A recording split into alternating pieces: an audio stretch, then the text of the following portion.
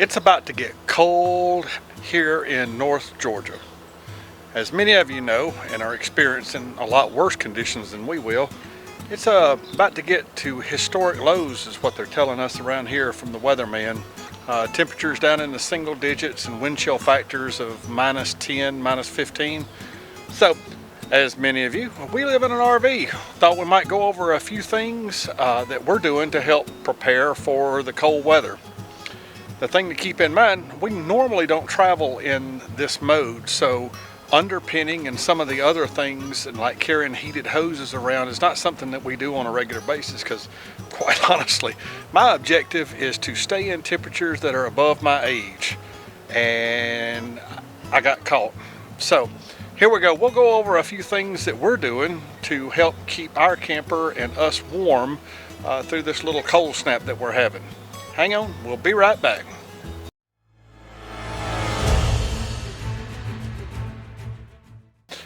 We have a heat pump. Our heat pump works pretty good down to the temperatures outside get to be about 40 degrees. And also the heat pump works for the inside of the camper. It really doesn't do anything for the lower belly and our pass-through storage that we have.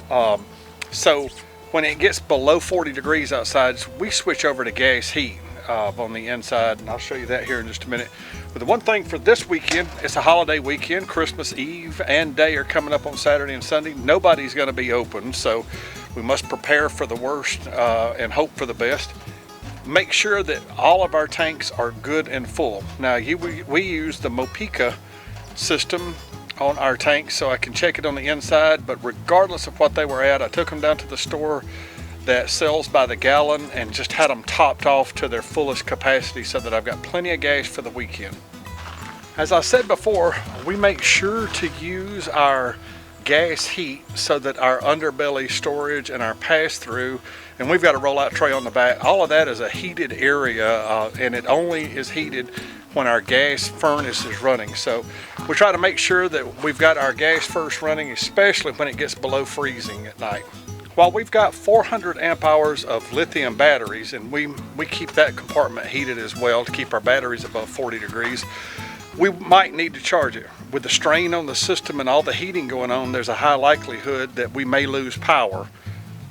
We carry a Predator 3500 generator around with us, so I have made sure that it cranks and runs, topped it off, and even made sure that and topped off an extra gas tank so that we can recharge our batteries as necessary during the storm or during the period, because it looks like I guess we're going to have to make it a sub-teen temperatures for about 3 or 4 nights now. So with the heating strain, power could go out, and we'll have to may have to rely on our old Predator generator. Another thing we're going to do is fill up our freshwater tank. We can do that in our bay here. Go ahead and top it off until it is absolutely full, and then we will use our tank heaters on all of our tanks to keep those nice and warm. But I will completely disconnect all of my water filters, everything that's on the outside of the camper, pack it all up into the pass-through storage so that it's nice and warm. We will unpack it through the day tomorrow as the temperatures warm up above freezing and top off as needed. The other thing that you want to make sure that you do is go ahead and empty any tanks that need emptying, and go ahead and get the water out of that hose. Go ahead and drain your sewer line hose so that the water doesn't freeze inside that hose and cause a mess for you when you do decide to dump. So when it gets really cold like it's fixing to, as much as we all hate it, we try to keep our blinds down.